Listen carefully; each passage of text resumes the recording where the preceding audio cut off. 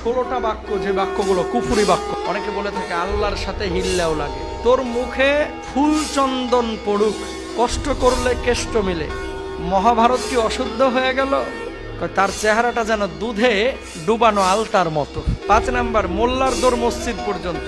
তাহলে আপনার দৌড় কোন পর্যন্ত? আপনার দৌড় মন্দির পর্যন্ত নাকি? এটার একটা খারাপ গালি বানায় হলে।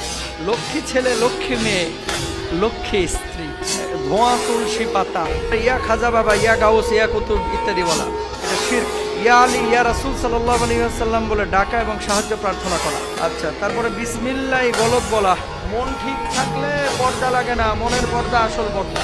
নামাজ পড়ি না কি হয়েছে, ইমান ঠিকই তাজা আছে। এই সমস্ত বাক্যগুলো কোনো মুসলমানের বাক্য না, এগুলো কাফেরের বাক্য। কার বাক্য? কাফের।